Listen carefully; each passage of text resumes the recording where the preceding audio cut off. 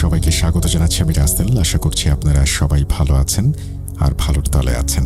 আরও একটা নতুন এপিসোড নিয়ে হাজির হলাম আপনাদের সামনে, এবং আজকের এপিসোডে আমি যে ঘটনাটি শোনাবো সেই ঘটনাটি আপনাদের ভালো লাগবে বলেই আশা করছি, কারণ ঘটনাটি আমাদের পাঠিয়েছেন রিয়াজ রাজ এবং তার ঘটনা আপনারা খুবই পছন্দ করেন। আজকে আমি আশা করব তার ব্যতিক্রম হবে না। চলুন শুরু করা যাক। যেভাবে লেখা আছে আমি সেভাবেই পড়ে শোনাচ্ছি। চারদিক পুরো খুটখুটে অন্ধকার, হয়তো লোডশেডিং হয়েছে। মোস্তাক মোবাইলের ফ্ল্যাশ লাইট জ্বালিয়ে দেখল বিছানায় তার বন্ধু সালাউদ্দিন নেই। সালাউদ্দিনের নাম ধরে ডাকতে ডাকতে মোস্তাক গোটা জায়গাটা খুঁজে বেড়াতে শুরু করে। আশ্চর্য, কোথায় গেল ছেলেটা? বেডরুম আর বাথরুম চেক করা হয়ে গেছে, কোথাও বিন্দুমাত্র অস্তিত্ব নেই ওর। অন্যমনস্কভাবে এদিক সেদিক ফোনের আলো বোলাচ্ছিল মোস্তাক। হঠাৎ তার মনে হলো বারান্দার এক কোণায় সাদা মতো কিছু একটা পড়ে আছে। সেদিকে আলো ফেলতেই যে দৃশ্য প্রত্যক্ষ করল তা দেখে মোস্তাকের হাত থেকে ফোনটা সশব্দে খসে পড়ে। মাটিতে অসহায়ের মতো পড়ে আছে সালাউদ্দিনের নিষ্প্রাণ দেহ। গলায় গভীরভাবে বিঁধে রয়েছে একটা বিশাল আকার ভারী পেন্সিল। কাঠের মেঝেটা রক্তে ভেসে যাচ্ছে। আশেপাশে কোথাও কেউ নেই। আচমকা চোখের সামনে এমন ভয়াল দৃশ্য সহ্য করতে পারল না মোস্তাক। জ্ঞান হারিয়ে লুটিয়ে পড়ে বন্ধুর মৃতদেহের পাশে। আসসালামু আলাইকুম রাসেল ভাই এবং প্রিয় লিসেনার্স, কেমন আছেন? আমি রিয়াজ রাজ, ঠিকানা রামগঞ্জ, লক্ষ্মীপুর। ব্যবসায়িক কারণে বর্তমানে কক্সবাজারে অবস্থান করছি। এর আগে আমার পাঠানো ফকির জিন ঘটনাকে আপনারা যে উষ্ণ ভালোবাসা এবং স্বীকৃতির মোহরে বরণ করে নিয়েছিলেন তার জন্য কৃতজ্ঞতা জানানোর মতো শব্দ ভাণ্ডার হয়তো আমার অভিধানে নেই। তবে বিশাল ওই ভালোবাসার জন্য আরও একটি ভয়ানক সত্য ঘটনা নিয়ে আজকের ইমেল লিখতে বসা। আশা করি এই ঘটনাটিও আপনাদের ভালোবাসার পরশে শিখতে হবে। আজকের ঘটনাটি আমি সংগ্রহ করেছি আমার খুব কাছের বন্ধু সীমান্তর কাছ থেকে। বর্তমানে সে বাংলাদেশে পুলিশ সদস্যে কর্মরত আছে। আজ থেকে প্রায় 3 বছর পূর্বে বান্দরবনের কোনো এক দুর্গম প্রান্তরে তার পোস্টিং হয়েছিল। তখন এই ঘটনার একটি অংশ হয় সে। ভূত.কমে আমার পাঠানো ফকির জিন শোনার পর সীমান্ত আমায় এই ঘটনা শেয়ার করে। যেহেতু এই ঘটনার সাথে আইনের রক্ষক এবং অলৌকিকতার সংমিশ্রণ রয়েছে, তাই ঘটনার স্থান এবং চরিত্রগুলোর প্রকৃত নাম আমি ছদ্মনামের আবরণে ঢেকে দিয়েছি, এবং আপনাদের বোঝার সুবিধার্থে এই দীর্ঘ ঘটনা মোট 3 ভাগে লিখতে হবে আমাকে। প্রথম ভাগ শুনব বান্দরবনে থাকা কোনো এক ইকো রিসোর্টের কর্মীর মুখ থেকে। ওনার থেকে সীমান্ত আমায় যেভাবে বলেছে সেই প্রেক্ষাপটে আমি ঘটনাটি উপস্থাপন করছি। লেখায় অনিচ্ছাকৃত ভুল থাকলে ক্ষমা সুন্দর দৃষ্টিতে দেখবেন। চলুন আর দেরি না করে শুরু করা যাক। প্রথম ভাগ।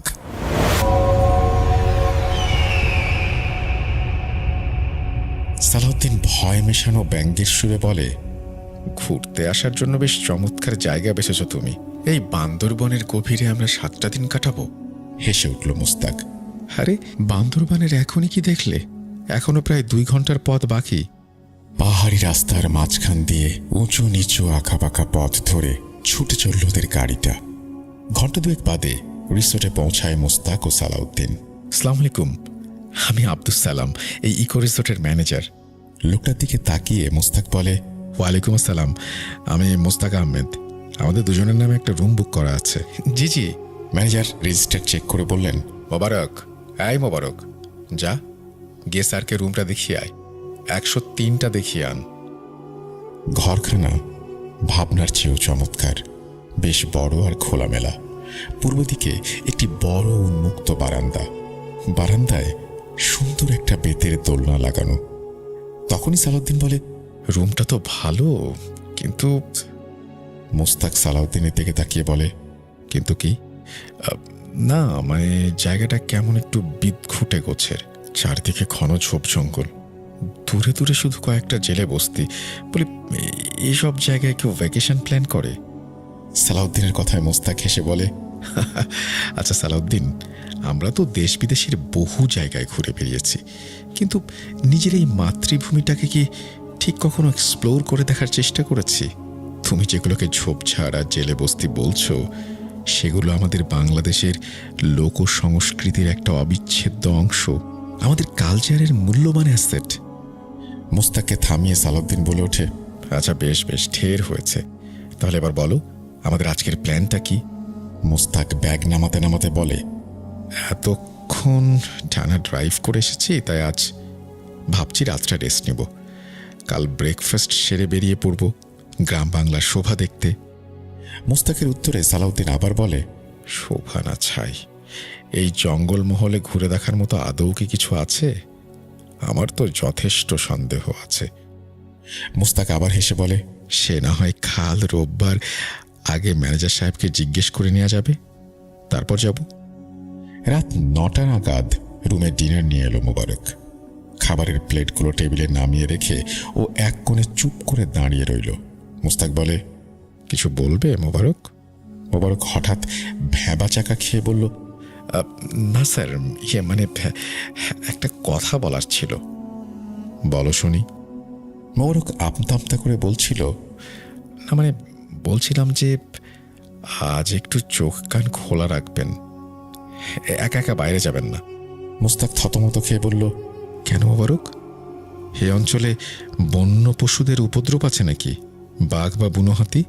মোবারক একখানা নেতো হাসি হেসে বলল, না স্যার, এখানে জঙ্গল পাতলা, বাঘ বা হাতি জাতীয় কোনো জন্তু এদিকে খুব একটা আসে না। বনের আরও গভীরে ঢুকলে ওদের দেখা পেলেও পেতে পারেন, তবে এইখানে ওদের তেমন একটা দৌরাত্ম্য নেই। তবে যে তুমি বললে চোখ কান খোলা রাখতে, হ্যাঁ স্যার, আসলে আজ তো অমাবস্যার রাত, তাছাড়া জায়গাটা নিতান্তই গ্রাম অঞ্চল। গ্রাম অঞ্চল তো ঠিক আছে, কিন্তু এই অমাবস্যার গেরোটা কি? খানিকটা অপ্রস্তুত হয়ে পড়ল মোবারক। কিছু না স্যার, শুধু আপনাদের একটু হুঁশিয়ার থাকতে অনুরোধ করছি।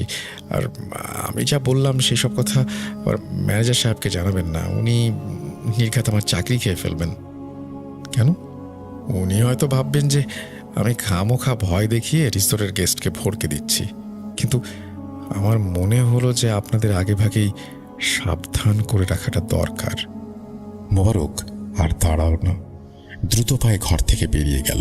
এদিকে সালাউদ্দিন ভয়ার্ত কণ্ঠে বলল, খিরে ভাই, কি সব বলে গেল ছেলেটা? হেসে উড়িয়ে দিল মোস্তাক, আরে ছাড় তো, গ্রামের ছেলে এরা সবাই আধুনিক যুগে ওই কুসংস্কারের মধ্যে ডুবে আছে, এদের ফালতু কথায় পাত্তা দিবি না। এখন যা, ডিনারটা সেরে শুয়ে পড়, সারাদিন যা ধকল গেল। খাওয়া দাওয়ার পাট চুকিয়ে 9:30 নাগাদ ওরা শুতে গেল। কিছুক্ষণের মধ্যেই মোস্তাকের নাক ডাকার প্রবল শব্দ আরম্ভ হলো, তবে সালাউদ্দিনের চোখে কিছুতেই ঘুম আসছে না। মাথার মধ্যে শুধুই ঘুরপাক খাচ্ছে মোবারকের সাবধান বাণী। কি বলে গেল ছেলেটা? কেনই বা বলল? মনটা কেমন যেন কু ডাকছে। অনেক এপাশ ওপাশ করেও দু চোখের পাতার এক করা গেল না। মনের ভেতরে সমানে একটা অস্বস্তি কাজ করছে। না, এভাবে ঘুম আসবে না। বিছানায় উঠে বসে মোবাইলটা অন করলো সালাউদ্দিন। রাত 10:15। খুব পানির তেষ্টা পেয়েছে। গ্লাসে পানি ঢেলে সবেমাত্র মুখে তুলতে যাবে, হঠাৎ হালকা একটা ক্যাঁচ ক্যাঁচ শব্দে ওর ধ্যান ভঙ্গ হলো। ক্ষীণ হলেও ওটাকে স্পষ্ট শুনতে পায় সালাউদ্দিন। একটু মনোনিবেশ করতেই সালাউদ্দিন বুঝল আওয়াজটা বারান্দা থেকে আসছে। ঘাড় ঘুরিয়ে সেদিকে তাকালো। বারান্দাটা একদম জনশূন্য, শুধু বেতের দোলনাটা অল্প অল্প দুলছে, যেন এতক্ষণ ওখানে কেউ বসেছিল, দোল খাচ্ছিল। সালাউদ্দিন সেটাকে চোখের ভুল ভেবে আবারও পাশ ফিরে শুয়ে পড়ল। চোখটা একটু লেগে এসেছিল। হঠাৎ খুট করে একটা শব্দ হতেই ধড়মড়িয়ে উঠে বসল সে। বাতাসে ফুরফুর করছে অজানা বুনো ফুলের সুমিষ্ট গন্ধ। এদিক ওদিক তাকাতে গিয়ে চোখটা চকিতে আটকে গেল বারান্দার দিকে। সেখানে 0 পাওয়ারের একটা লাইট ল্যাম্প টিম টিম করে জ্বলছে। সেই মৃদু আলোয় ও লক্ষ্য করল দোলনায় কেউ একজন বসে আছে। পেছন থেকে দেখে মনে হলো একটা বাচ্চা মেয়ের অবয়ব। পরনে সাদা ফ্রক, ঘাড়টা একদিকে হেলিয়ে নিথরভাবে বসে আছে বাচ্চাটি। সালাউদ্দিন ফোনটা বের করে ভিডিও রেকর্ড অন করল, যাতে পরবর্তীতে মোস্তাক এটিকে যুক্তি বলে উড়িয়ে দিতে না পারে। ক্যামেরা বারান্দা বরাবর করে সালাউদ্দিন মেয়েটার হাতের দিকে তাকায়। ওর হাতে ওইটা কি? লাইট ল্যাম্পের স্বল্প নীল আলোর মধ্যেও ওই কাঠের বস্তুটা চকচক করছিল। সালাউদ্দিন মৃদুস্বরে বলে ওঠে, কে কে ওখানে? সালাউদ্দিনের ডাকে মেয়েটা ফিরেও তাকালো না। মোস্তাক অঘরে ঘুমাচ্ছে। ওকে জাগানোর দরকার নেই বলে সালাউদ্দিন নিজেই বিছানা থেকে উঠে বারান্দার দিকে এগোলো। মেয়েটা এখনো ওভাবেই পেছন ফিরে বসে আছে। ওর লম্বা খয়েরি চুলগুলো হাওয়ায় এলোমেলোভাবে উঠছে। গায়ের রং অস্বাভাবিক রকমের বিবর্ণ। মেয়েটা বাঁ হাতে কিছু একটা জিনিস আড়াল করে রেখেছে। অনেক চেষ্টা করেও সেটিকে দেখতে পেল না সালাউদ্দিন। হাই মেয়ে, ওঠো। সালাউদ্দিন ধমকের সুরে বলে, কি হলো? কথা কানে যাচ্ছে না? কি চাই তোমার? কেন এখানে এসেছো? ওঠো বলছি। মেয়েটা তখনও সেভাবেই একদিকে ঘাড় কাত করে বসে রইল। ওর প্রশ্নে কোনো রকম কর্ণপাতই করল না। এবার প্রচণ্ড রাগ হলো সালাউদ্দিনের। মেয়েটার হাতটা ধরে একটা প্রবল ঝাঁকুনি দিল সে, কিন্তু পরক্ষণেই বিদ্যুৎ স্পর্শের মতো ছিটকে দূরে সরে গেল সালাউদ্দিন। ধীর স্বরে সে বলল, আরে, হাতটা দেখি আশ্চর্য রকমের ঠান্ডা। এদিকে কাঁধে স্পর্শ পেয়ে মেয়েটা এবার আস্তে আস্তে উঠে দাঁড়িয়েছে। ওর হাতে ধরা জিনিসটা এতক্ষণে চোখে পড়ল সালাউদ্দিনের। একটা পেন্সিল। কি চাই তোর? এখানে কেন এসেছিস? হাই মেয়ে, শুনছিস আমার কথা? মেয়েটা এতক্ষণ সালাউদ্দিনের দিকে পেছন ফিরে দাঁড়িয়েছিল, তবে এবার সে ধীরে ধীরে ওর দিকে মুখ ফেরালো। সেই বিভৎস মুখ দেখে সালাউদ্দিনের সর্বাঙ্গে একটা ঠান্ডা শিহরণ বয়ে যায়। ও হয়তো দুঃস্বপ্নেও এমন ভয়ঙ্কর মুখের কথা কল্পনাও করেনি। বিস্ফারিত চোখে দেখল বাচ্চা মেয়েটার ফ্যাকাশে সাদা মুখটা ডিমের খোলার ন্যায় মসৃণ এবং সমান। চোখ, নাক, ঠোঁট কোনো কিছুরই অস্তিত্ব নেই। ঠিক যেন কেউ ধারালো ছুরি চালিয়ে গোটা মুখটা চেঁচে দিয়েছে। মেয়েটা দৃষ্টিহীনের মতো দুহাত প্রসারিত করে এলো পাথারি হাতড়ে বেড়াতে লাগলো। সালাউদ্দিনের বুঝতে একটু সময় লাগলো না যে এটা কোনো সাধারণ মেয়ে নয়। ভয়ে হতবুদ্ধি হয়ে এক পা করে পিছু হটতে লাগলো। এবার মেয়েটা ওর নাগাল পাওয়ার জন্য দুহাত উঁচিয়ে পাগলের মতো এদিক সেদিক ছুটে বেড়াতে আরম্ভ করলো। হাতের কাঠের পেন্সিলটা থেকে থেকে ঝলসে উঠছে নাইট ল্যাম্পের দুর্বল নীলচে আলোয়। একটা শব্দ।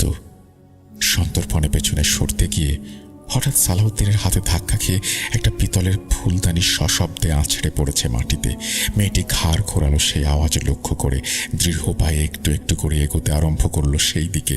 ওই অলৌকিক রূপধারিণী চোখ, নাক, মুখবিহীন প্রেত মূর্তিকে নিজের দিকে অগ্রসর হতে দেখে সালাউদ্দিনের মুখ দিয়ে একটা অস্ফুট চিৎকার বেরিয়ে এসেছে, কিন্তু ও কিছুতেই নিজের পা দুটোকে নাড়াতে পারল না। ক্যামেরা মেয়েটির দিকে রেখেই চিৎকার করে বলল, কে আছিস? আমাকে বাঁচা।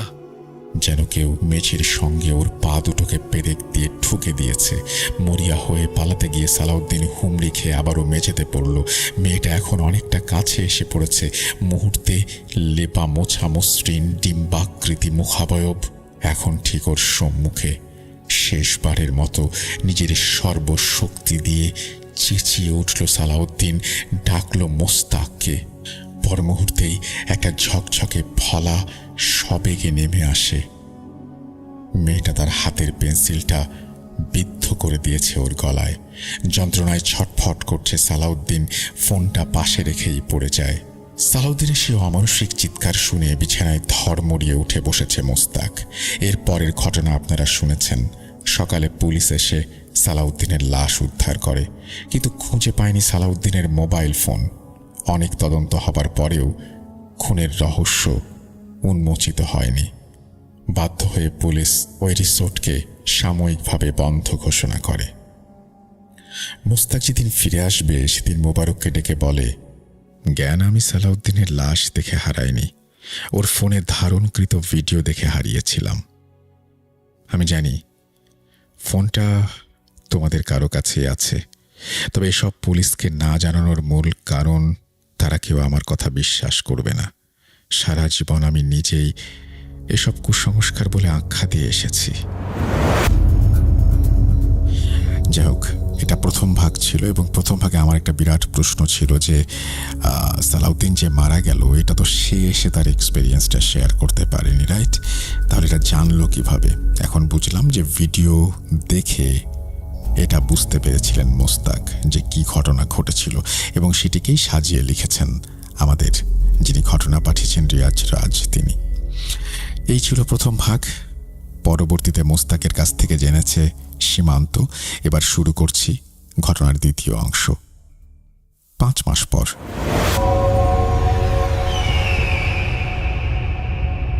হ্যালো, ইন্সপেক্টর জহিরুল ইসলাম স্পিকিং। স্যার, আমি থানা থেকে নাজমুল বলছি। হ্যাঁ, বলো নাজমুল। সব জায়গায় ফোর্স পাঠানোর ব্যবস্থা হয়ে গেছে তো? Yes sir. ওকে। খুনি প্রত্যেক অমাবস্যার রাতেই খুন করতে বেরোয়। সেই হিসেব অনুযায়ী আজ রাতে আর একটা খুন হওয়ার কথা, তবে সেটা যে কোনো মূল্যে আমাদের আটকাতে হবে। আমাদের জন্য কোনো সাজেশন আছে স্যার? যে কোনো সন্দেহভাজন লোককে দেখলে তাকে সঙ্গে সঙ্গে কাস্টডিতে নেবে। যেহেতু খুনির কোনো সন্ধান পাওয়া যায়নি, তাই আমরা হলফ করে বলতে পারছি না যে সে নারী না পুরুষ, বৃদ্ধ না কিশোর। তবে খুনের জন্য ব্যবহৃত অস্ত্রটা কিন্তু সেই একই, কাঠের পেন্সিল। চোখ কান খোলা রাখবে। যে কারো ওপর সন্দেহ হলে তাকে বিনা বাক্যে আটক করে জেরা করবে। ক্লিয়ার? Yes sir. গুড। আর শোনো, লাস্ট 1 বছর ধরে এই কেসটা গলায় কাঁটার মতো বিঁধে আছে। প্রতি অমাবস্যায় একটা করে হত্যা হচ্ছে এই তল্লাটে। ধারাবাহিক খুনগুলো আটকাতে আমাদের এই বিফলতার ওপরতলা থেকে অনেক কথা শুনতে হচ্ছে। মেক শিওর যেন এইবার কোনো ভুল না হয়। ওকে স্যার, আমি ফোর্স নিয়ে বেরোচ্ছি। আপনি তাড়াতাড়ি থানায় চলে আসুন। হ্যাঁ, আসছি। পুলিশ কোয়ার্টার থেকে বেরিয়ে তাড়াতাড়ি জিপে উঠে বসলেন ইন্সপেক্টর জহিরুল ইসলাম। গাড়ি স্টার্ট দিতে যাবেন, হঠাৎ যেন মনে হলো গাড়ির পেছনের সিটে কেউ বসে আছে। ঘাড় ঘুরিয়ে দেখলেন সাদা ফ্রক পরা বছর দশকের একটা মেয়ে মাথা হেঁট করে বসে আছে প্রস্তর প্রতিমার মতো। গাড়ির ভেতরকার বাতাস কোনো এক বুনো ফুলের মিষ্টি সুবাসে ভরে উঠেছে। হ্যাঁ, কে রে তুই? এখানে উঠে বসেছিস কেন? জানিস না এটা পুলিশের জিপ? নেমে যা, নেমে যা বলছি। ইন্সপেক্টর সাহেবের কড়া ধমকে মেয়েটা একটুও বিচলিত হলো না। শুধু ঘাড়টা একদিকে সামান্য কাত করে নিজের বাঁ হাতটা উঁচিয়ে ধরল। স্ট্রিট লাইটের মরা আলোয় ইন্সপেক্টর জহিরুল ইসলাম স্পষ্ট দেখলেন সেই হাতে রয়েছে একটা বড় পেন্সিল। শংস কাঠের ফলাটা থেকে থেকে চকচক করে উঠছে। ইন্সপেক্টর জহিরুল ইসলাম স্তম্ভিত হয়ে গেলেন। পেন্সিলটা যেন সাধারণ কোনো পেন্সিল নয়, সেটার অগ্রভাগ ধারালো। তার উপর মেয়েটির মুখ দেখা যাচ্ছে না, চুল দিয়ে ঢাকা, আর বুনো মিষ্টি ফুলের গন্ধটা রহস্যময় করে তুলেছে পরিবেশটাকে। তিনি রেগে বললেন, তুই কি সেই খুনি? সামান্য একটা বাচ্চা মেয়ে খুন করেছে এতগুলো? সীমান্ত, কইরে তুই? দেখে যা খুনিকে। তার কথা শেষ না হতেই মেয়েটি হঠাৎ দ্রুত গতিতে ওনার দিকে মুখ ফেরালো। ইন্সপেক্টর যা দেখলেন তাতে তার শরীর হিম হয়ে গেল। মেয়েটির মুখটা স্বাভাবিক নয়, ঠিক যেন কেউ ধারালো ছুরি দিয়ে মুখটা তাকে চেষে দিয়েছে। এই বিভৎস দৃশ্য দেখে তার হাত থেকে মোবাইল ফোনটা পড়ে গেল সশব্দে। তিনি পালাতে চাইলেন, কিন্তু তার পা দুটো যেন গেঁথে গেছে মাটিতে। তিনি নড়তে পারলেন না। সেই পেন্সিলের ধারালো ফলাটা সবেগে ছুটে আসে। একটি তীক্ষ্ণ যন্ত্রণায় ওনার চোখ অন্ধকার হয়ে যায়। তিনি অনুভব করলেন তার শরীর থেকে উষ্ণ রক্তস্রোত বেরিয়ে যাচ্ছে। মোবাইল থেকে আসা একটানা রিংটোন নাজমুলের ঘুম ভেঙে গেল। সে তাড়াতাড়ি ফোনটা হাতে নিল। স্যার, স্যার, আপনি কোথায়? তাড়াতাড়ি আসুন, সব ফোর্স রেডি। কিন্তু ফোনের অপর প্রান্ত থেকে কোনো উত্তর নেই, শুধু একটা ক্ষীণ আর্তনাদ ভেসে আসছে। নাজমুল অস্থির হয়ে উঠল। স্যার, কিছু হয়েছে? সীমান্ত কোথায় স্যার? আমি এক্ষুনি আসছি। এদিকে অন্ধকার জিপের ভেতরে ইন্সপেক্টর ইসলামের নিথর দেহ পড়ে আছে, আর পাশেই সেই মুখবিহীন মেয়েটি দাঁড়িয়ে, তার হাতে সেই পেন্সিল। বাইরে তখনও বুনো ফুলের মিষ্টি গন্ধ ভাসছে। অমাবস্যার রাত। নাজমুল সাব ইন্সপেক্টর পদে কর্মরত। ইন্সপেক্টর জহুরুল ইসলামের মৃত্যুর পর তাকেই এই রহস্যময় কেসটির ভার নিতে হলো। ওপর মহল থেকে প্রচণ্ড চাপ আসতে থাকে। খুনের ধারাবাহিকতা থামাতে হবে যে কোনো মূল্যে। কিন্তু কিভাবে? খুনির কোনো চিহ্ন নেই, তার পরিচয় অজানা। সে নারী না পুরুষ, কিশোর না বৃদ্ধ, কিছুই পরিষ্কার নয়। শুধু একটি জিনিস নিশ্চিত, খুনের অস্ত্র একটি পেন্সিল। সীমান্তকে এ বিষয়ে জিজ্ঞেস করা হলে সে জানায়, স্যার, আমি ওয়াশরুমে ছিলাম, বেরিয়ে এসে দেখি জহির স্যারের রক্তাক্ত দেহ গাড়িতে। স্যারকে এমন অবস্থায় দেখে জ্ঞান হারাই আমি, তবে আশেপাশে কাউকে দেখিনি। এখানে অনেকেরই প্রশ্ন থাকতে পারে যে পুলিশ অফিসার যেহেতু মারাই গেছেন, তিনি তার অভিজ্ঞতার কথা কিভাবে বললেন। আমিও এই পর্যায়ে এসে, অর্থাৎ এতদূর পরে কনফিউশন হওয়ার কারণে রিয়াজ রাজকে ফোন করি এবং তার কাছ থেকে জেনে নেই কিভাবে এই ঘটনাটি অন্যরা জানতে পারল। সেটা রিয়াজ রাজ পরে পরিষ্কার করেছেন। দেখা যাক কতটা পরিষ্কার হয় আপনাদের কাছেও। কোনো রকমে এড়িয়ে যাওয়ার মূল কারণ, বাচ্চা মেয়েটির ব্যাপারে হোটেল কর্মী মোবারকের থেকে সীমান্ত পূর্বেই জেনেছে। এখন সবটা বললে ওই মেয়ের অস্তিত্ব খোঁজার জন্য সীমান্তকে প্রশ্নের সম্মুখীন হতে হবে, যার উত্তর সীমান্তর কাছে নেই। তাছাড়া খুনি কোনো জিন ভূত এসব শুনলে সীমান্তকেই না খুনির ট্যাগ লাগিয়ে দেয়। পরবর্তী অমাবস্যার রাত। নাজমুল তার টিমের সদস্যদের নিয়ে থানার ভেতরে বসে আছে। নাজমুল গম্ভীর গলায় বলে, আজ রাতটা খুব সতর্ক থাকতে হবে, কোনো রকম ভুল করা চলবে না। তখন কনস্টেবল শওকত বলে, স্যার, আমরা তো সব জায়গায় ফোর্স মোতায়েন করেছি, গুরুত্বপূর্ণ পয়েন্টগুলোতে নজরদারিও বাড়ানো হয়েছে। বান্দরবনের এই এলাকাটা এমনিতেই অনেক গভীর, এখানে লোকালয় কম। খুনি ঠিক কোন এলাকা থেকে আসে সেটা বোঝা যাচ্ছে না। নাজমুল মাথা নাড়ল। হ্যাঁ, এটাই সবচেয়ে বড় সমস্যা। এদিকে আবার এলাকাবাসী এটিকে জিন ভূতের কাজ বলে বেড়াচ্ছে। আমাদের কি তাদের কথা বিশ্বাস করা উচিত? এসব কুসংস্কারে এখন বিশ্বাস আনবো আমরা? কনস্টেবলের কথায় সবাই হেসে ওঠে। নাজমুল আবার দীর্ঘশ্বাস ফেলে বলে, আমি জানি, কিন্তু ঘটনার পারিপার্শ্বিকতা এতটাই অদ্ভুত যে অবিশ্বাস করাও কঠিন। কোনো ক্লু পাচ্ছি না, কোনো ফরেন্সিক প্রমাণ নেই, শুধু একটা পেন্সিল আর বুনো ফুলের গন্ধ, যা খুন হওয়ার স্থানে প্রতিবারই অনেক বেশি থাকে। অর্থাৎ গন্ধটা কিভাবে পায়, বা প্রত্যেকটা মার্ডার হওয়ার সময়ই যে গন্ধ পেয়েছিল তারা, সেটা কিভাবে পাওয়া যায় সেটা এখন পরিষ্কার হলো। কিন্তু হঠাৎ থানার ফোনটা বেজে উঠল। নাজমুল দ্রুত ফোন ধরে। হ্যালো, কে বলছেন? স্যার, আমি রহিম বলছি, লামার চেকপোস্ট থেকে। হ্যাঁ রহিম, কি খবর? স্যার, এখানে একটা লাশ পাওয়া গেছে, একজন মাঝবয়সী লোক, গলায় পেন্সিল বিঁধে আছে। আর আর কি? স্যার, চারিদিকে বনো ফুলের গন্ধ ছড়িয়ে পড়েছে। কি, এত তাড়াতাড়ি খুন? আসছি। ফোনটা রেখে নাজমুল তার টিমকে বলল, দ্রুত চলো, লামায় অলরেডি খুন হয়ে গেছে। অমাবস্যার নিকোষ কালো রাত। আকাশে চাঁদ নেই, টিম টিম করে তারারা জ্বলছে, আর নিভে গেল কোনো এক জীবনের জ্বলন্ত প্রদীপ। লামার চেকপোস্টে পৌঁছে নাজমুল দেখল পুলিশ ইতোমধ্যেই ঘটনাস্থল ঘিরে রেখেছে। চারপাশে উৎসুক জনতার ভিড়, সবার চোখ মুখে ভয়। নিহত ব্যক্তির দেহ মাটিতে, গলায় সেই পরিচিত কাঠের পেন্সিলটা বিঁধে আছে, চারপাশে বুনো ফুলের মিষ্টি গন্ধ। কনস্টেবল শওকত বলল, স্যার, লোকটা সম্ভবত একটা ফেরিওয়ালা, এখানে কাছাকাছি কোনো একটা গ্রামের বাসিন্দা। নাজমুল বলল, কেউ কিছু দেখেছে? না স্যার, এই সময় এখানে লোকজনের আনাগোনা কম থাকে, রাত বিরাতে কেউ সাধারণত বের হয় না, বিশেষ করে এই অমাবস্যার রাতে। নাজমুল গভীর চিন্তায় ডুবে যায়।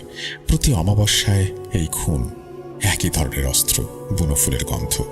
এই খুনি কি আসলে কোনো সাধারণ মানুষ, নাকি অন্য কিছু, কোনো অতিপ্রাকৃত শক্তি? পরের কয়েকদিন নাজমুল একটানা এই কেস নিয়ে কাজ করতে লাগলো।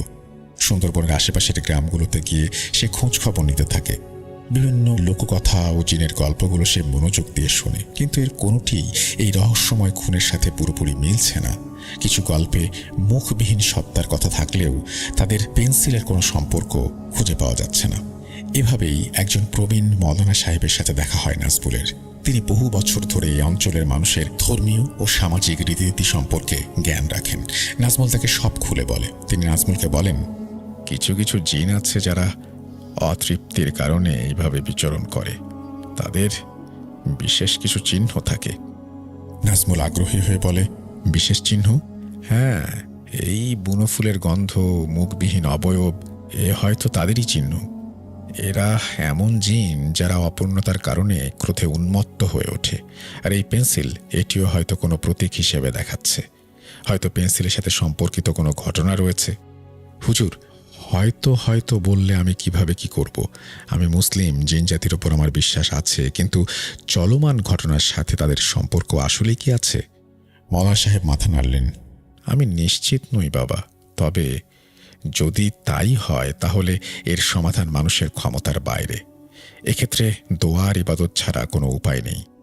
নাজমুল হতাশার সাথে মাথা নাড়ল।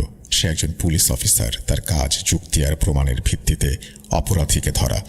অলৌকিকতার ওপর ভরসা করে এগিয়ে যাওয়া তার পক্ষে কঠিন, কিন্তু কোনো যুক্তি বা প্রমাণ কাজ করছে না।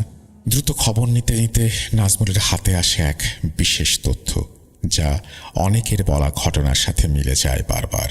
নাজমুল অনেকটা নিশ্চিত হয়ে যায় এই কেসের সাথে খুনের কোনো না কোনো সম্পর্ক রয়েছে। এখানে শেষ হলো ঘটনার দ্বিতীয় ভাগ। এবার তৃতীয় এবং শেষ ভাগ লিখছি। সীমান্তের কাছে যখন শেষের অংশটি শুনলাম, তখন অমিত দাদার নামটা সে বলে। সাথে সাথে আমি অমিত দাদাকে কল দিতে বলি। ঘটনার প্রেক্ষাপট অনুযায়ী পূর্বের ন্যায় আমি এটিকেও ধারাবাহিকতার সাথে মিলিয়ে লিখছি।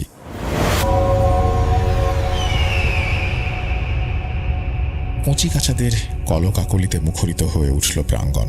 তাদের সমবেত আবদার, দাদু ও দাদু, একটা ভূতের গল্প বলো না। অমিতবাবু নিশ্চিত মনে একটা পান মুখে চালান করতে করতে বললেন, শীতের রাত, তার উপরে বাইরে ঝুপঝাপ বৃষ্টি, গল্পের আসর বসালে মন্দ হয় না। তো কেমন গল্প শুনবে তোমরা? অর্ণব লাফিয়ে উঠে বলল, সত্যি ভূতের গল্প। বন বিভাগের অবসরপ্রাপ্ত অধিকারী অমিত চক্রবর্তী প্রায় 5 বছর আগে চাকরি থেকে নিবৃত্ত হয়েছেন। শীতের ছুটিতে তার 2 ছেলে আর 2 মেয়ে এখন বাড়িতে এসেছে এবং তাদের সাথে হাফ ডজন দস্যি ডাকাতের দলও হানা দিয়েছে এই চক্রবর্তী ভিলায়। এই মুহূর্তে অমিতবাবু তাদেরই সমবেত আক্রমণে জর্জরিত। নরম ঠান্ডা রাত, সাথে সকাল থেকে এক নাগাড়ে বৃষ্টি। ঠান্ডাটা যেন অনেক বেড়ে গেছে। সকাল থেকে লাইটটাও নেই। আলোয়ানটা ভালোভাবে জড়িয়ে নিয়ে অমিতবাবু বললেন, একই রাতের বেলা, তার উপরে লোডশেডিং, তার উপর আবার ভূতের গল্প। ভয় টয় পাবি না তো? না দাদু, আমরা কেউ ভয় পাই না। সাহসে টকবক করে উঠল 5 বছরের লিলি। অমিত ব্যঙ্গের হাসি এসে বললেন, ভয় পাবি না বলছিস লিলি বুড়ি? আচ্ছা শোন তবে। একটু গলা খাকারি দিয়ে বলতে শুরু করলেন অমিতবাবু। আজ থেকে প্রায় 5 বছর আগের কথা। তখন আমি সবেমাত্র বন বিভাগের চাকরি থেকে অবসর নিয়েছি। শহর ছেড়ে গ্রামের শান্ত পরিবেশে থাকার ইচ্ছে নিয়ে এক প্রত্যন্ত অঞ্চলে একটা ছোট্ট বাড়ি ভাড়া নিয়েছিলাম। একদিন সকালে ঘুম থেকে উঠে দেখি আমার দরজার সামনে একটা সাইকেল পড়ে আছে, সাথে একটা চিঠি। চিঠি খুলে দেখলাম সেটি আমার পরিচিত এক ইন্সপেক্টর নাজমুলের। সে লিখেছে, অমিত দাদা, আপনি তো জঙ্গলের সমস্ত আনাচে কানাচে সবকিছু চেনেন। আমার একটি বিশেষ প্রয়োজন আপনার সাহায্যের। আপনি কি একবার আমার সাথে দেখা করতে পারবেন দ্রুত? আমি জানলাম নাজমুল সহজে এমন অনুরোধ করে না।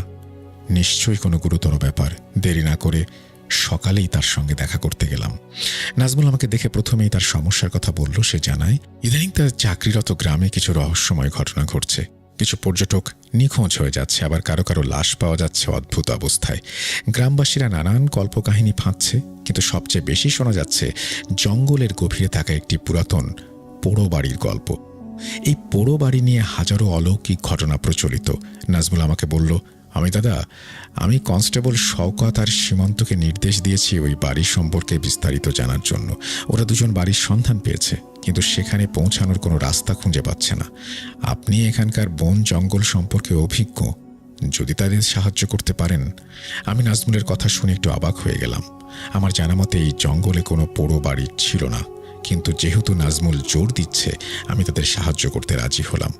পরদিন সকালে আমি শওকত আর সীমান্তকে নিয়ে সেই বাড়ির সন্ধানে বের হলাম। অনেক খোঁজাখুঁজির পর আমরা সত্যিই একটা পোড়ো বাড়ির সন্ধান পেলাম। বাড়িটা ছিল অন্য পাহাড়ের কিনারায়। 2 পাহাড়ের মাঝখান দিয়ে বয়ে যাচ্ছিল একটি খরস্রোতা ঝর্ণা। ঝর্ণার স্রোতের কারণে পাহাড়ের দূরত্ব এত বেড়ে গিয়েছিল যে এক পাহাড় থেকে অন্য পাহাড়ে যাওয়ার জন্য যে কাঠের সেতু ছিল তা বহু আগেই ভেঙে গেছে। শুধু এই পাহাড় থেকে পোড়া বাড়ির একটা কোণা দেখা যাচ্ছিল। শওকত বলল, স্যার, এই বাড়িতে পৌঁছানোর কোনো উপায় নেই, স্রোত এতটাই তীব্র, পার হওয়া অসম্ভব। আমি পরিস্থিতিটা বুঝতে পারছিলাম। এই অবস্থায় বাড়ি পর্যন্ত পৌঁছানো সত্যিই কঠিন। তাই আমি নাজমুলকে জানালাম যে একটি সাময়িক সেতু তৈরি করা ছাড়া কোনো উপায় নেই। নাজমুল অত্যন্ত সাহসী এবং দৃঢ়চেতা মানুষ। সে তার দলবল নিয়ে নিজেই ওপারে যাওয়ার জন্য একটি সাময়িক সেতু নির্মাণ করল। দুদিনের অক্লান্ত পরিশ্রমে একটা বাঁশের সেতু তৈরি হলো। সেতু তৈরি হওয়ার পর নাজমুল এলাকার প্রবীণ হুজুরকে নিয়ে আসে। হুজুর দেখতে শান্তশিষ্ট, মুখে লম্বা দাড়ি, চামড়া ফর্সা। নাজমুল বলল, হুজুর, আমরা এই পোড়ো বাড়ির রহস্য উন্মোচন করতে চাই, আপনি যদি আমাদের একটু সাহায্য করেন। হুজুর মাথা নাড়লেন। তারপর সেই পোড়ো বাড়ির কাছাকাছি গিয়ে একটা আসন বসালেন। তিনি চোখ বন্ধ করে কিছুক্ষণের জন্য ধ্যানমগ্ন হলেন। আমরা সবাই ওনাকে ঘিরে দাঁড়িয়ে রইলাম নিঃশ্বাস বন্ধ করে, মানে হুজুরের কথা শোনার অপেক্ষায়। বেশ কিছুক্ষণ পর তিনি চোখ খুললেন। এরপর বলতে শুরু করলেন, এই জিন এখন থেকে নয়, আরও অনেক আগে থেকে, 13-14 বছর আগে প্রতি অমাবস্যা রাতে একটা না একটা খুন করত। মাঝখানে 7 বছর এরা বন্দী ছিল। এরপর আবার শুরু করেছে। আগে এলাকার লোকজন খুন করত 10 জনের মধ্যে একজনকে, বাকিদের অসুস্থ বা মারধর করে ছেড়ে দিত। এরপর একজন তান্ত্রিকের দ্বারা জিনগুলোকে বোতলবন্দি করা হলে তারা আর কাউকে ক্ষতি করতে পারেনি। কিন্তু পানির স্রোতে পাহাড় ভেঙে যাওয়ায় ওই বোতল পড়ে যায় ঝর্ণার স্রোতে। বোতল ভেঙে ওরা 7 বছর পর আবার মুক্ত হয়। প্রতি অমাবস্যায় তারা যাকে ধরে তাকেই খুন করে। এর মধ্যে বেশিরভাগ ভুক্তভোগী হয়েছে পর্যটকরা। লোকে দেখে পাহাড় ধস কিংবা পিচ্ছিল খেয়ে হয়তো পর্যটকের মৃত্যু। মূল ঘটনা অন্য কেউ ঘটিয়েছে। হুজুরের কথা শুনে নাজমুল সরাসরি হুজুরকে জিজ্ঞেস করল, কিন্তু কেন খুন করে? এই বাড়ি বা কার? নাজমুলের প্রশ্নে হুজুর একটা দীর্ঘশ্বাস ফেললেন। এরপর বললেন, এই বাড়ি একজন ফরেস্ট ডিপার্টমেন্টের অফিসারের বাড়ি। শখ করে 14-15 বছর পূর্বে জঙ্গলের গভীরে তিনি তার পরিবার সহ থাকতেন। তখনকার গ্রামবাসী অত ভালো বুঝত না বলে তারা মনে করত এই লোক জঙ্গল দখল করতে এসেছে। সেদিন ছিল অমাবস্যার রাত। পাহাড়ি কিছু লোকজন তাদের ঘর বাড়ি ভেঙে দেবে। ওরা সবাই মিলে অফিসারের পুরো পরিবার হত্যা করে। অফিসারের স্ত্রীর সাথে একটা জাহামুর জাতির জিন ছিল। তার সামনে অফিসারের টেবিলে থাকা পেন্সিল দিয়ে অফিসারের পুরো পরিবার তারা হত্যা করে। এরপর এই বাড়িতেই তাদের সব দেহ পুড়িয়ে দেয়া হয়। বাড়িটা ভেতরে হওয়ায় থানার লোক এটিকে ডাকাত দলের হামলা বলে ভুল করে মামলা ক্লোজ করে দেয়। জাহামুর সহ্য করেনি।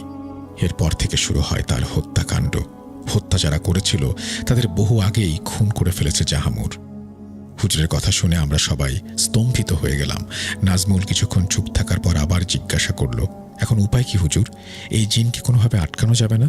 হুজুর কিছুক্ষণ চুপ থেকে বললেন, এই বাড়িতে তাদের লাশের কঙ্কাল এখনো আছে, সেগুলোকে খুঁজে কবর দেয়া লাগবে এবং গ্রামবাসীকে নিয়ে অফিসারের পরিবারের জন্য মিলাদ পড়াতে হবে। আশা করি এতে জাহামুর শান্ত হবে।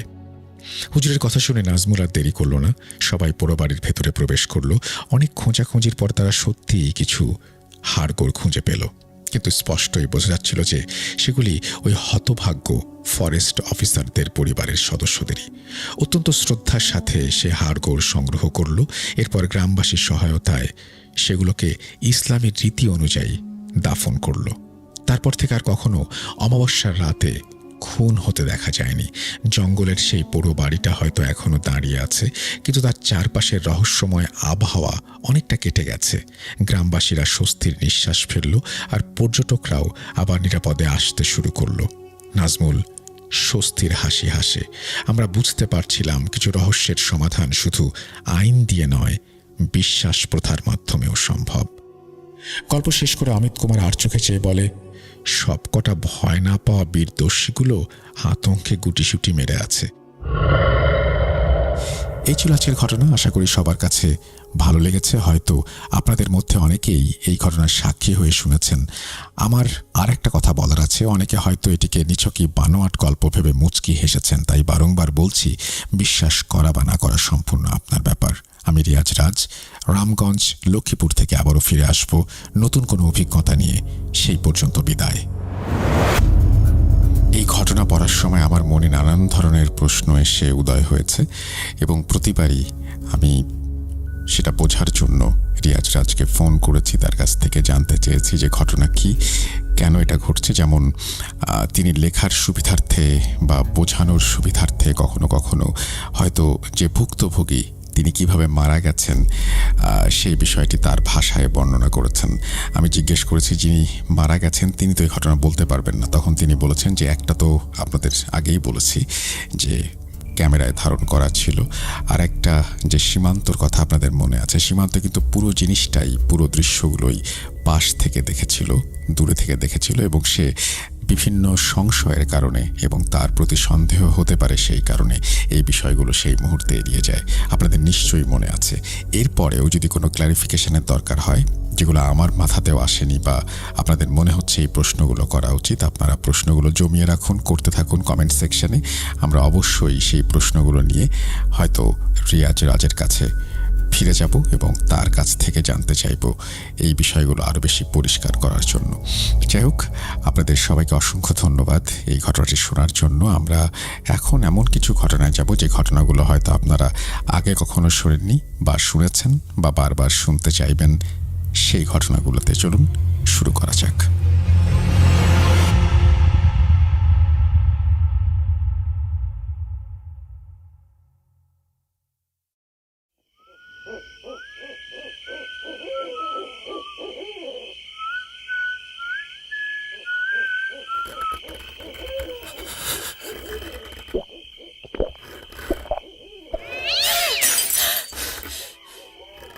আজ আবার শুনতে পাচ্ছেন শব্দটা? আমার আয়নার ভেতরে রোজ এভাবেই আসে।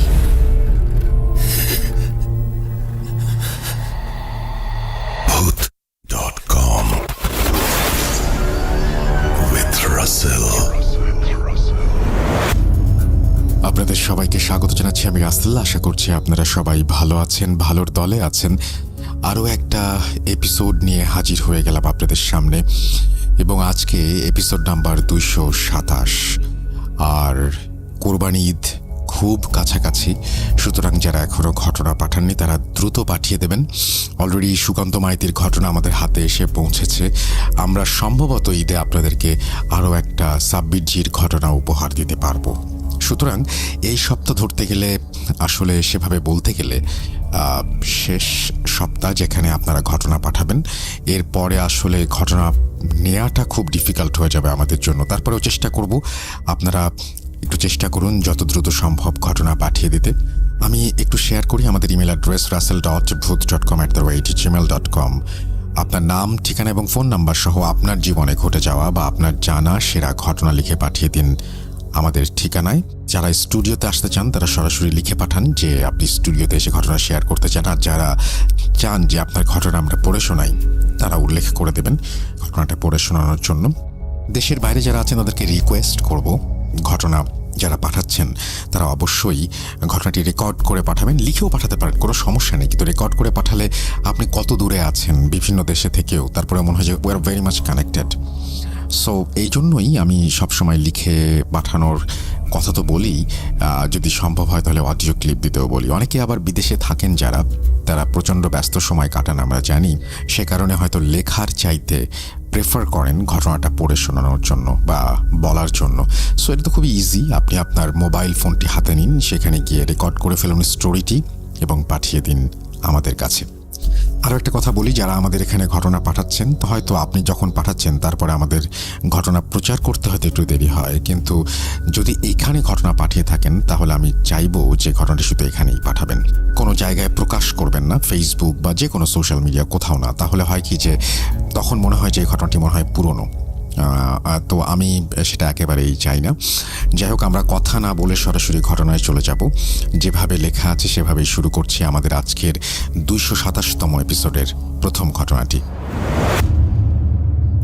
রাসেল ভাই, আমার ঘটনা প্রচারিত আগে হয়েছে, তার জন্য আপনাকে অসংখ্য ধন্যবাদ জানাই, কিন্তু একটু দুঃখ প্রকাশ করছি কারণ আমার ঘটনা সিলেক্টেড হয়েছে তা আমি জানতে পারিনি।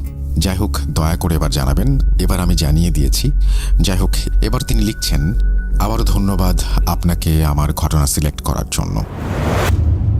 ঘটনার সময়কাল 2001 সালের গ্রীষ্মের সময়।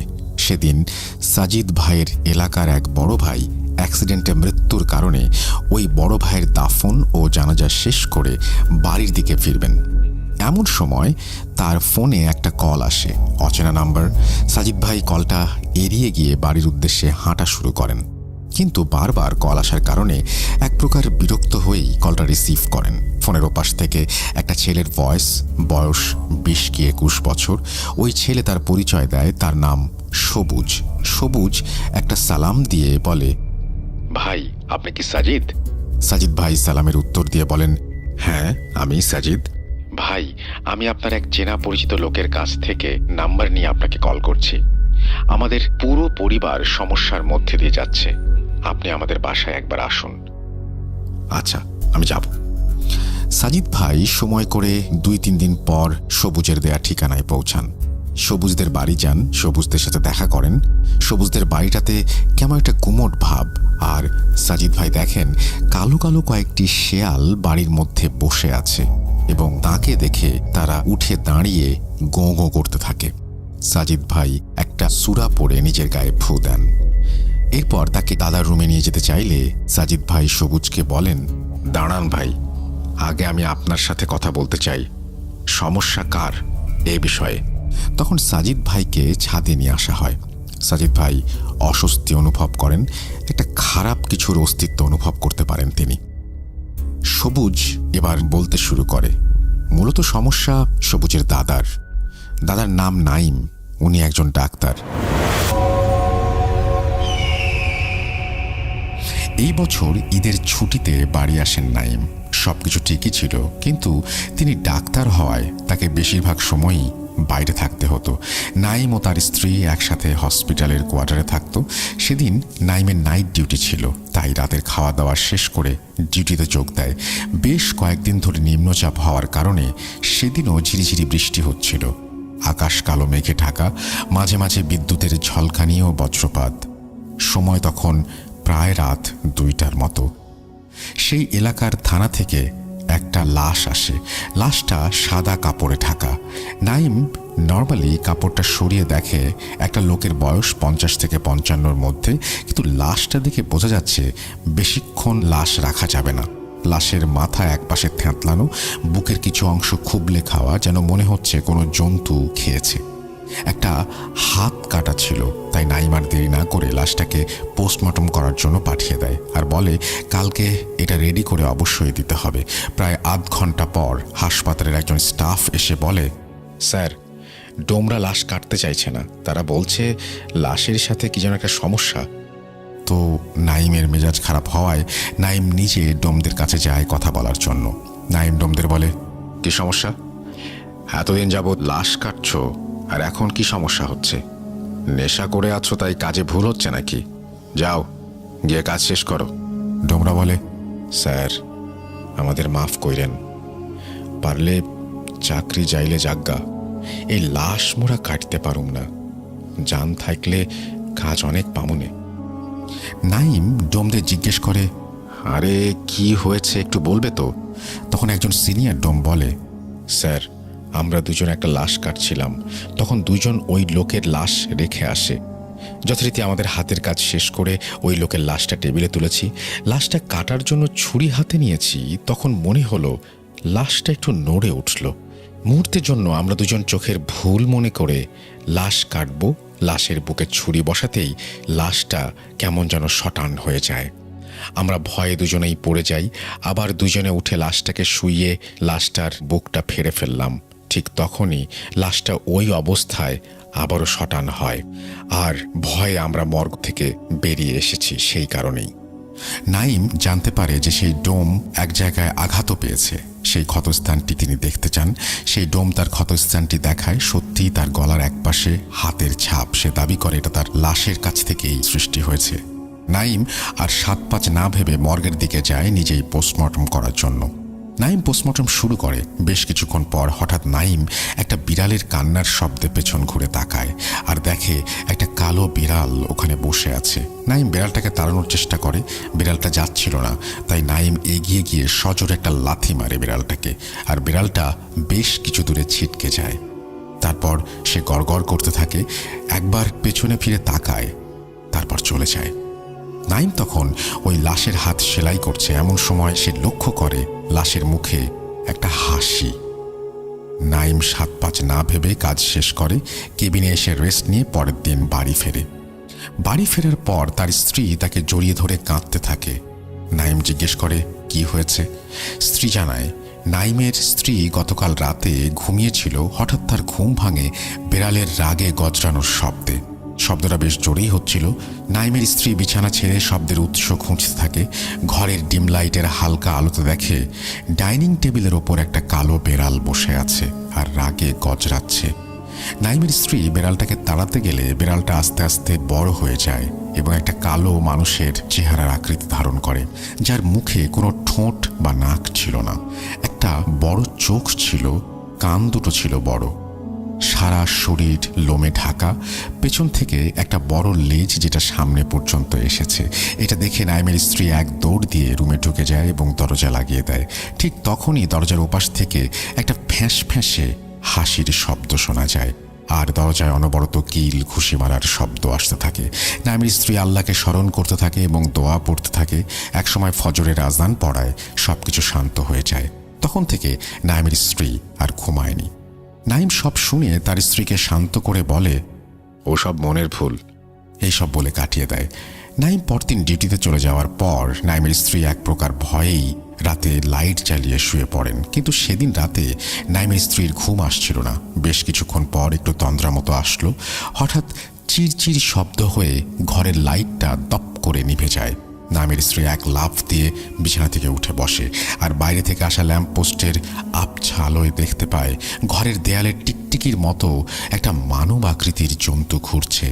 এরপর এক লাফে সেই জন্তু নাইমের স্ত্রীর সামনে এসে বসে আর লম্বা একটা জিহ্বা দিয়ে নাইমের স্ত্রীর দিকে লিকলিকে জিভটি বাড়িয়ে দেয়।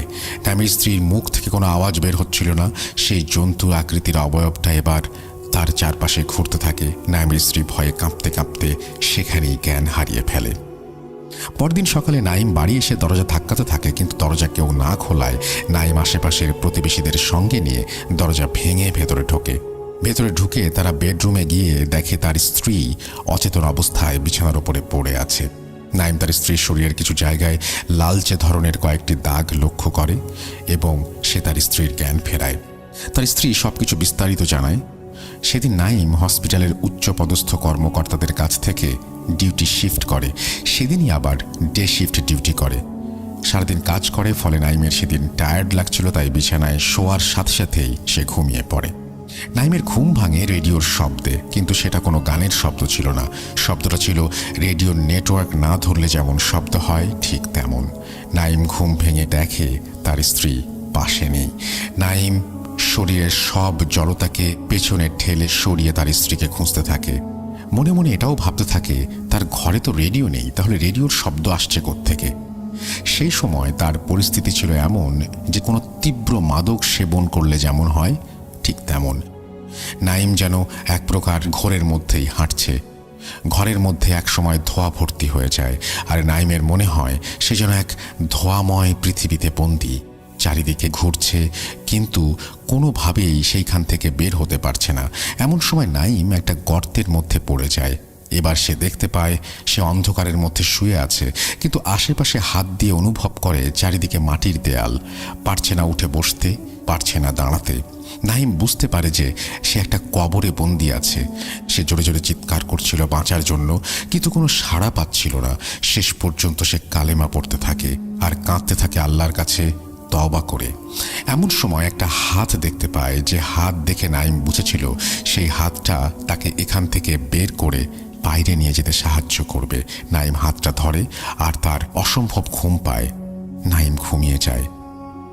নাইমের ঘুম যখন ভাঙে তখন সে দেখে একজন বয়স্ক ভদ্রলোক তার মাথায় হাত বুলিয়ে দিচ্ছে আর দোয়া পড়ে ফু দিচ্ছে। নাইমের জ্ঞান ফিরলে নাইমকে ওই বৃদ্ধ ভদ্রলোক জিজ্ঞাসা করেন, বলো তো বাবা, কি হয়েছিল তোমার সাথে? নাইম বিস্তারিত ঘটনা বলে। আসলে ওই বৃদ্ধ ভদ্রলোকটি ছিলেন বেশ কিছু দূরের এক মসজিদের ইমাম। নাইম বলে, গতকাল রাতে আমি ঘুমানোর পর এইসব হয়েছে। তখন ওই বৃদ্ধ ইমাম বলেন, বাবা, তুমি বিগত 15 দিন ধরে এমন অবস্থায় ছিলে।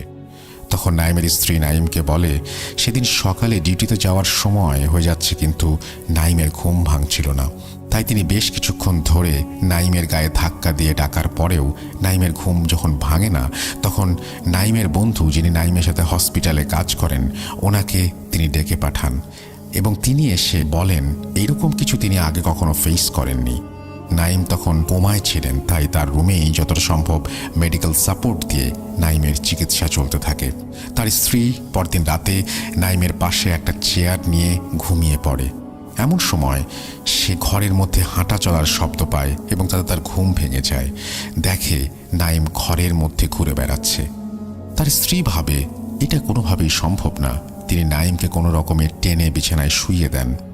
নাইমের স্ত্রীর আর বুঝতে বাকি ছিল না যে সমস্যাটি বিজ্ঞান সংক্রান্ত কিছু না, তাদের সাথে অলৌকিক কোনো ঘটনা ঘটছে। তাই পরের দিন এলাকার এক ইমাম সাহেবকে ডেকে নিয়ে আসা হয়। উনি বাড়িতে ঢুকেই আল্লাহু আকবার বলে বাড়ির বাইরে এসে নাইমের স্ত্রীকে বলেন, মা, এ আমার দ্বারা সম্ভব নয়, আপনি অভিজ্ঞ কাউকে দেখান। এরপর দিন যেতে থাকে, ঘটতে থাকে নাইমের স্ত্রীর সাথে ঘটনা। বেশ কিছুদিন পর ওই বৃদ্ধ ইমামের সন্ধান পেয়ে ওনার সাথে যোগাযোগ করে বিস্তারিত ঘটনা তাকে জানানো হয়। ইমাম আসেন এবং কিছু আমল করতে থাকেন। ইমাম তার জিনদের সাহায্যে নাইমকে একটা পুরনো কবর থেকে তুলে আনেন, যেখানে নাইমের রূহকে বন্দি করেছিল শয়তান। নাইম তার স্ত্রীর কাছ থেকে সব শুনে বিস্মিত হয়ে বসেছিল। এইবার ওই বৃদ্ধ ইমাম বলেন, বাবা, আমার বয়স হয়েছে, তাই আর আগের মতো শক্তি সামর্থ্য নেই। থাকলে হয়তো চেষ্টা করতাম। তুমি এই জায়গা ছেড়ে চলে যাও, দেখো আল্লাহর রহমতে সব ঠিক হয় কিনা। আমার জিন খোঁজ নেয়ার চেষ্টা করছে, কিন্তু পায়নি। তাদের কোনো খোঁজই পাওয়া যাচ্ছে না। তখন নাইমের স্ত্রী ইমামকে বলেন, আপনার সাথে তো জিন আছে, তারা কিছু করতে পারবে না? ইমাম বলেন, মা, সব জিন সব সময় মোকাবেলা করতে পারে না সবকিছু। নাইম আবার ডিউটিতে যোগ দিলেও সমস্যার সমাধান হয়নি। দিন দিন নাইমের মানসিক অবস্থা খারাপ হতে থাকে, আর তার সাথে ঘটতে থাকে অবিশ্বাস্য কিছু ঘটনা, যা শুনলে হয়তো আপনাদের কাছে রূপকথার গল্প মনে হবে, কিন্তু হ্যাঁ, সত্যি তাই ঘটেছিল তার সাথে। যা বর্ণনা করতে গেলেও কিছু মানুষ যারা এমন কাজ করে তাদের কেউ কেউ শিহরিত হবে। ভয় আমিও পেয়েছিলাম, এটা সত্যি। এবার যা শেয়ার করতে যাচ্ছি, গল্প ভেবেই তা মন দিয়ে শুনুন। অর্থাৎ তিনি অনুরোধ করেছেন, আগেই বলেছেন যে রূপকথার গল্পের মতো শোনাতে পারে। উনি অনুরোধ করেছেন যে গল্প মনে করে হলেও শুনুন। চলুন শুনি তার কথা। বেশ কিছুদিন ধরেই নাইম ডিউটি করছিল। সেদিন রাতে নাইমের কেমন যেন শরীরের মধ্যে অস্বস্তি কাজ করছিল। চোখ মুখে জল দেওয়ার জন্য সে ওয়াশরুমে যায়। বিছানার কলটা ছেড়ে মুখে জল দিচ্ছিল, এমন সময় সে অনুভব করে তার পেছনে কেউ দাঁড়িয়ে আছে। নাইম পেছন ফিরে তাকাতে কিছু দেখতে পায় না। সে একটু ভয় পেয়ে তাড়াহুড়া করে মুখ ধুয়ে ওয়াশরুম থেকে বেরোবে, কিন্তু ওয়াশরুম কেউ যেন বাইরে থেকে লক করে দিয়েছে। নাইম একটা ফ্যাঁস ফ্যাঁসে হাসির শব্দ শুনতে পায়। হাসিটা এমন ছিল যে ওয়াশরুমটা লক করে সে খুব মজা পেয়েছে। হঠাৎ তার পা ধরে হ্যাঁচকা টান দিয়ে কেউ তাকে ফেলে টেনে সরিয়ে দেয়। নাইম উঠে বসে, কিন্তু কিছু দেখতে পায়নি। তখন হঠাৎ করে ওয়াশরুমের লাইটটা চিরচিরি শব্দ করে ফেটে যায়। অন্ধকারে নাইম নিজের হাতটাও দেখতে পাচ্ছে না। সে ফিল করে আশেপাশে একটা শব্দ হচ্ছে। শব্দটা এমন হচ্ছে যে বড় আকৃতির কোনো সাপ চারপাশে ঘুরলে যেমন হবে তেমন। নাইমের ভয়ে হৃদয়টা যেন ভেতর থেকে বেরিয়ে আসতে চায়। সে একটু সাহস সঞ্চার করে উঠে দাঁড়িয়ে দরজায় সজোরে লাথি মারতে থাকে। 3-4টা লাথি মারার পর একটা লাথির সাথে সাথে দরজা ভেঙে যায়। ওয়াশরুম থেকে বেরিয়ে এসে দেখে তার সামনে কালো পোশাক পরা অনেকগুলো মানুষ দাঁড়িয়ে আছে, যাদের একজনেরও মাথা নেই। নাইম কালো পোশাক পরিহিত সেই মাথাবিহীন অবয়বগুলোকে দেখে উল্টো দিকে রুদ্ধশ্বাসে দৌড়াতে থাকে, আর পেছনে দৌড়াচ্ছে ওই কাটা মাথা অবয়বগুলো। তার সাথে চারিদিক থেকে অদ্ভুতভাবে ভেসে আসতে থাকে তাচ্ছিল্যের হাসি। নাইম নিজের কান চেপে ধরে আয়াতুল কুরসি পড়তে পড়তে দৌড়াতে থাকে। এক পর্যায়ে গাছের সাথে ধাক্কা খেয়ে জ্ঞান হারায়। পরদিন নাইমের জ্ঞান ফিরলে নাইম নিজেকে পায় সেই হসপিটালের বেডে যেখানে সে কর্মরত ছিল। সে দেখতে পায় তার স্ত্রী পাশে বসে আছে আর ডাক্তার বন্ধু আছে সেখানে। তারা নাইমকে জিজ্ঞেস করে কি হয়েছিল। নাইম জানায় সবকিছু। তখন ডাক্তার বন্ধুটি বলে, কি বলো ভাই, তুমি অনেকক্ষণ আসছো না দেখে আমি ও 4 জন ওয়ার্ড বয় তোমাকে খুঁজতে যাই। ওয়াশরুমের সামনে যাওয়া মাত্রই আমরা দেখি দরজার ভেতর থেকে বেশ কয়েকটা সজোরে লাথি মারলে, তারপর দরজা ভেঙে বেরিয়ে আমাদের দিকে তাকালে আর উল্টো দিকে চিৎকার করতে করতে দৌড় দিলে। আমরা তোমাকে ধরার জন্য সবাই মিলে তোমার পেছনে দৌড়াচ্ছিলাম। তুমি হসপিটালের বাইরে গিয়ে বাগানের দিকে যাওয়া মাত্রই একটা গাছের সাথে ধাক্কা খেয়ে মাটিতে জ্ঞান হারিয়ে পড়ে যাও, আর আমরা তোমাকে উদ্ধার করি। আসলে নাইম ওয়াশরুম থেকে দরজা ভেঙে বেরিয়ে আসার পর হাসপাতালের কর্মীরাই দেখেন আর তারাই নাইমের পেছন পেছন দৌড়াচ্ছিল। কিন্তু ওই শয়তানগুলো তাকে জাদু করে ওই সব দেখিয়েছে, এটা নাইম বুঝতে পারে। নাইমের এই মানসিক অবস্থা দেখে হাসপাতাল থেকে তাকে কিছুদিনের জন্য ছুটি দেয়া হয়। চিকিৎসার কারণে এই ছুটি সে পায়। আসলে এ তো আর কোনো ওষুধে সারবে না যে ডাক্তার দেখালেই হবে। নাইম ও তার স্ত্রী বাড়ি ফেরে।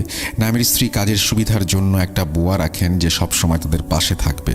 সেদিন রাতে নাইমের স্ত্রী ঘুমাচ্ছিল। তখন মধ্যরাত, এমন সময় দরজায় ঠক ঠক শব্দ শুনে ঘুম ভাঙে নাইমের স্ত্রীর।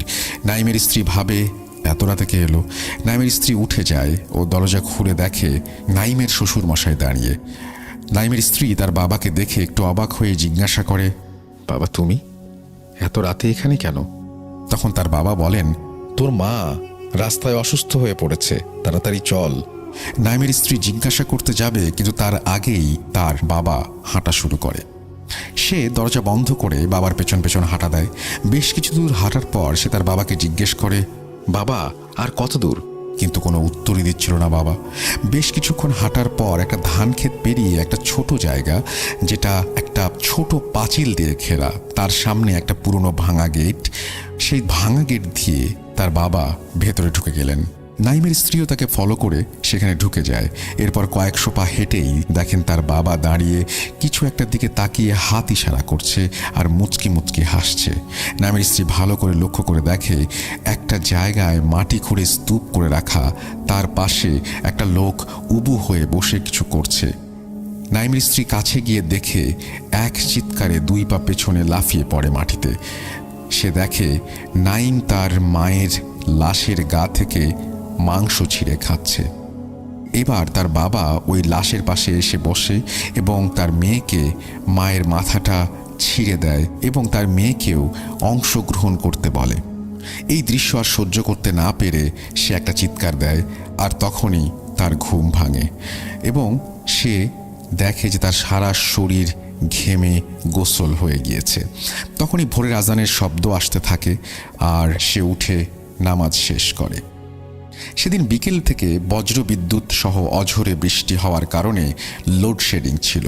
তাই আর বেশি কিছু রান্না না করে সন্ধ্যার রান্না শেষ করে সে। বসার ঘরে 3 জন মিলে বসে কথা বলছিল, নাইম, তার স্ত্রী ও কাজের বুয়া। কথা হচ্ছিল এই বিনা আভাসে বজ্রপাত নিয়ে। কেন আর কি করে জিনের কবলে পড়ল আর এর থেকে পরিত্রাণের উপায় কি, এসব নিয়ে। এমন সময় রান্নাঘর থেকে বেড়ালের কান্নার শব্দ আসছিল। কাজের বুয়া তাদের বলে, আমি বেড়াল তাড়িয়ে আসছি। বুয়া মোমবাতি হাতে রান্নাঘরে ঢোকেন আর একটা কালো পোশাক পরা মহিলার অবয়ব বুয়ার দিকে পেছন ফিরে ডাস্টবিনের মধ্যে মাথা ঢুকিয়ে কিছু একটা করছে, এটা বুয়া দেখতে পায়। বুয়া ওখানে পৌঁছাতেই কালো অবয়বটা পেছন ফিরে তাকালো। বুয়া দেখলো সেই বুয়ার মতো দেখতে একই রকম একটা মহিলা ডাস্টবিন থেকে কাঁচা মাছের উচ্ছিষ্ট অংশগুলো চিবিয়ে খাচ্ছে আর তার মুখ থেকে কিছু উচ্ছিষ্ট চারিদিকে ছিটাচ্ছে এবং সে বুয়ার দিকে খুব রাগান্বিত অবস্থায় তাকিয়ে আছে।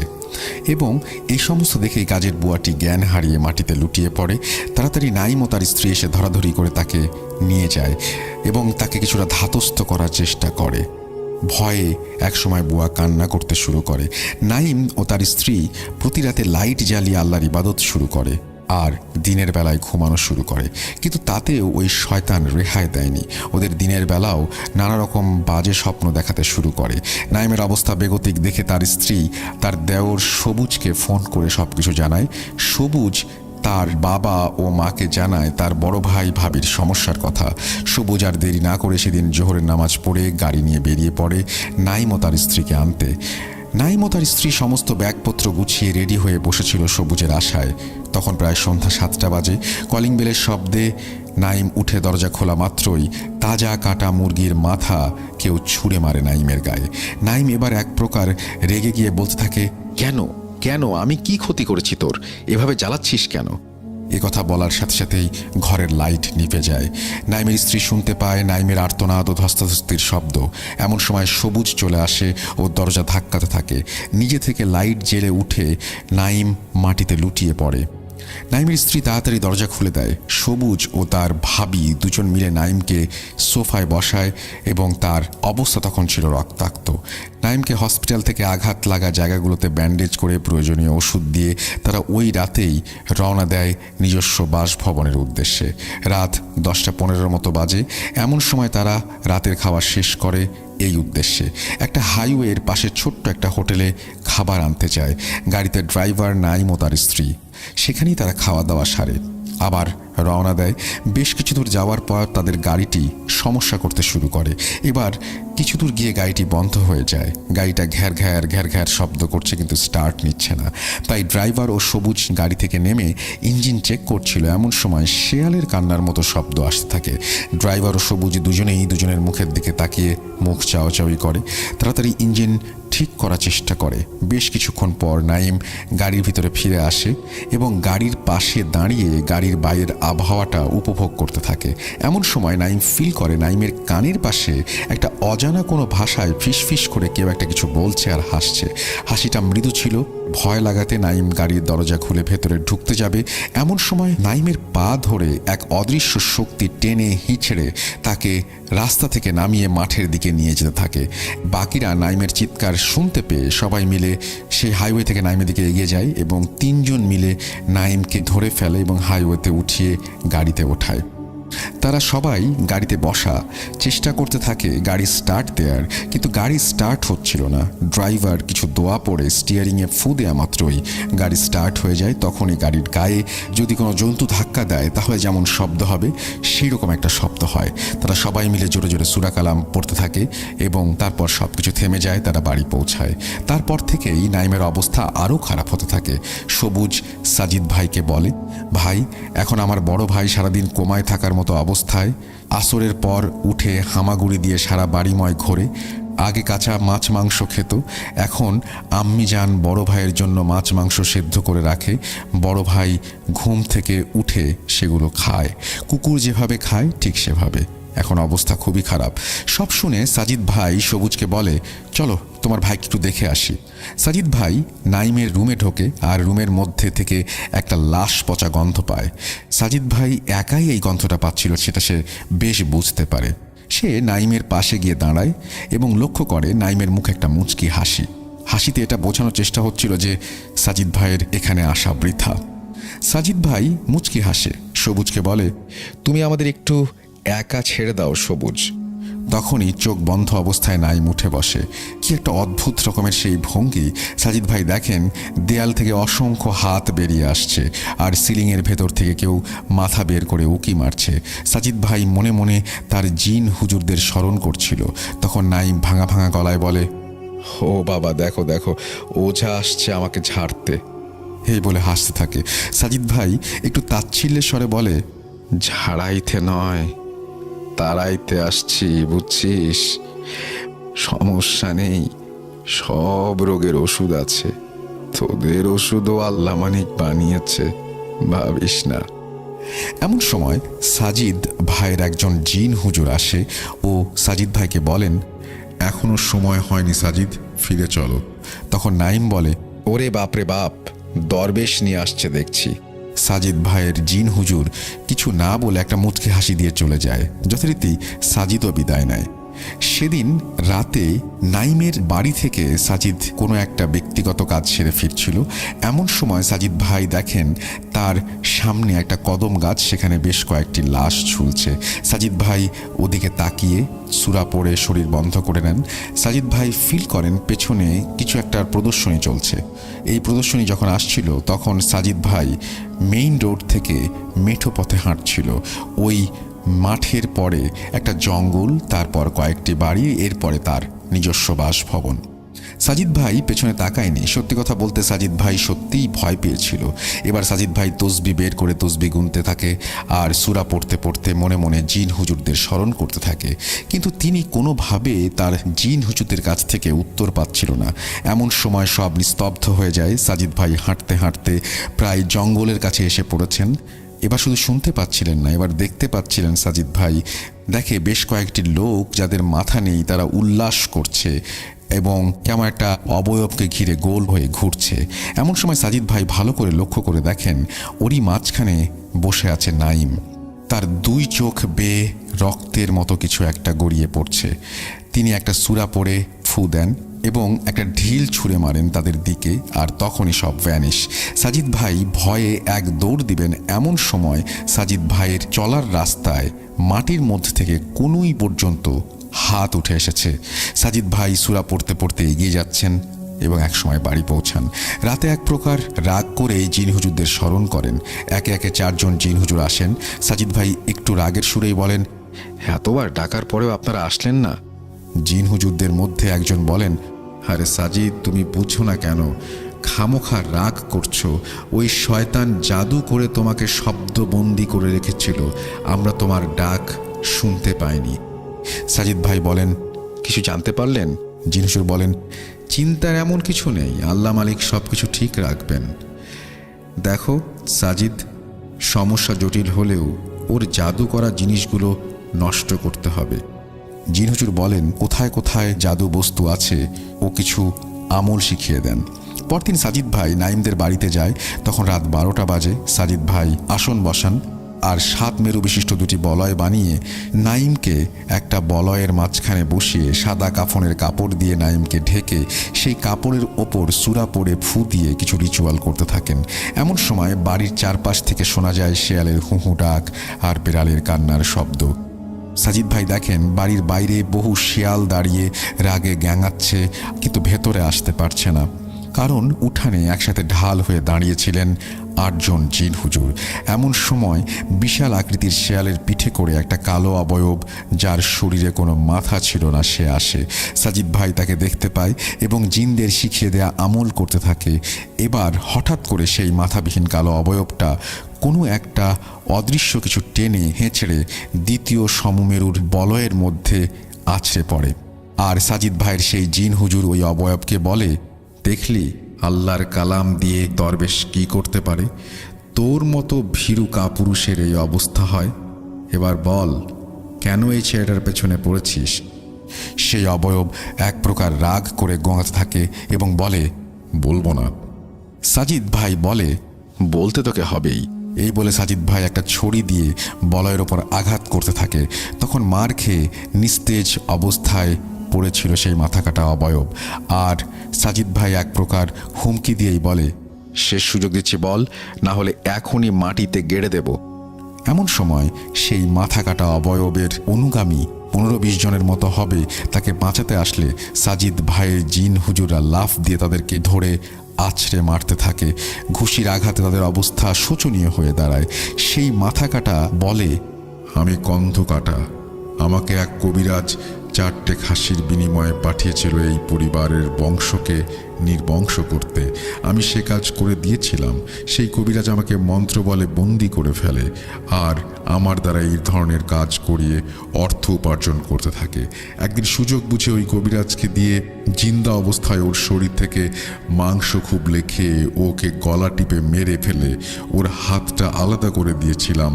কবিরাজের পুরো লাশ খেতে পারেনি। এমন সময় ওকে হাসপাতালের লোকজন নিয়ে যায়। আমি ওই লাশ খাবো তাই মর্গে ডোমদের ভয় দেখিয়ে তাড়িয়ে দেই, কিন্তু এই নাইম আমাকে আমার সেই আশা পূরণ করতে দেয়নি। নাইমকে দেখে আমার ভালো লাগায় আমি ওর পেছনে পড়েছি।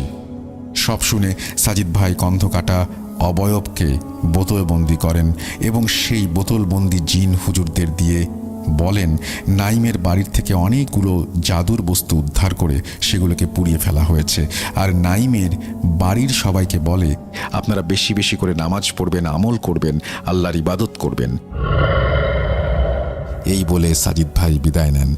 নাইমের 6 মাস লাগে সুস্থ হতে, কিন্তু নাইমের হালকা মানসিক সমস্যাটা থেকে গিয়েছিল। এই ছিল নাইমকে নিয়ে লেখা ঘটনা। And thank you very much আপনার ঘটনার জন্য। আশা করছি আপনারা যারা শুনলেন তাদেরও ভালো লেগেছে। আমরা চলে যাব আমাদের পরবর্তী ঘটনায়।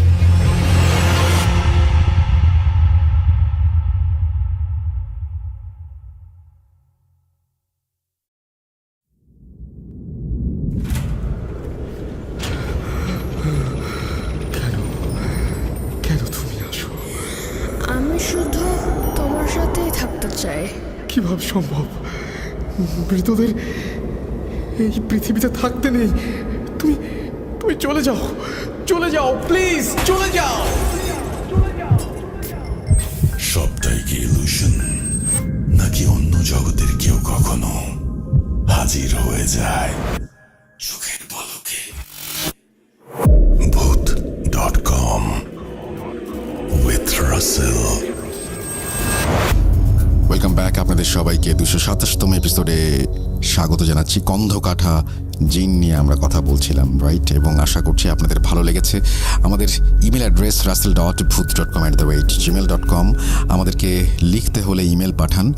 আর আমাদের ফেসবুক পেজ হচ্ছে www.facebook.com/russell.স্বাধীন এবং ইউটিউব চ্যানেল হচ্ছে rjrussellbooth.com। জানতে হলে আমাদের চ্যানেল এবং ইউটিউব চ্যানেল এবং আমাদের ফেসবুক পেজের সাথে যুক্ত থাকুন। আশা করছি সব সময় সমস্ত আপডেট পেয়ে যাবেন। আমরা চলে যাব আমাদের পরবর্তী ঘটনায়। যেভাবে লেখা আছে আমি সেভাবেই পড়ে শোনাচ্ছি। আসসালামু আলাইকুম রাসেল ভাই, আশা করি ভালো আছেন। ওয়ালাইকুম সালাম। আমি নাম ঠিকানা সব কিছু গোপন রাখতে চাই, এজন্য এখানে সেসব উল্লেখ করলাম না। এটা আমার পাঠানো দ্বিতীয় ঘটনা। প্রথম ঘটনা কিছুদিন আগে পাঠিয়েছিলাম, যদিও সেটা এখনও সিলেক্টেড হয়েছে কিনা জানি না, তবু আরেকটি ঘটনা লিখে ফেললাম। নিজে বলার থেকে ঘটনা আপনি পড়ে শোনালে আরও বেশি সুন্দর হয়ে ওঠে, তাই আমি চাই ঘটনাটি সিলেক্টেড হলে আপনি পড়ে শোনান। আজকে আমি বলবো আমার মামা বাড়ির গ্রামের ঘটনা। আমার মামা বাড়িতে ঘটা অনেক ঘটনাই আছে, আমি তা আমার মায়ের কাছে, নানুর কাছে শুনেছি। মূল ঘটনা শুরুর আগে আমি সংক্ষেপে আমার মামার বাড়ির বর্ণনা দিতে চাই। আমার মামার বাড়ি যেতে হলে শহর শেষে একটা নদী পার হতে হয়। নদী পেরোলেই মূল রাস্তা, যা গিয়ে মিশেছে ঢাকাগামী এক হাইওয়ের সাথে। এই মূল সড়ক থেকে ভ্যান বা রিক্সা করে বর্তমানে আমার নানু বাড়ি যাওয়া যায়। তার জন্য সময় লাগে বড়জোর 10 থেকে 12 মিনিট, কিন্তু স্থানীয়রা হেঁটেই যাতায়াত করে। আমরা যখন ছোটবেলা সেখানে যেতাম তখন এসব রিক্সা বা ভ্যানের সুবিধা না থাকায় নদী পার হয়ে হাঁটা শুরু করতাম। আর সেই দূরত্ব কিছু কম ছিল না, প্রায় 30 মিনিট তো লাগতই। তবে মূল রাস্তা রেখে যেখান থেকে আমার নানাবাড়ির গ্রামের ইটের রাস্তাটা শুরু হয়েছে সেটা সোজা লম্বা একটা পথ। গ্রাম হলেও অন্য অজপাড়া গায়ের মতো এখন আর নেই, অর্থাৎ খুব বেশি মাঝঝাড় বন জঙ্গল আমরা দেখি না। তবে আম্মুর কাছে শুনেছি যে আগে ওখানে জঙ্গল ছিল, বেশ ভয়ও ছিল।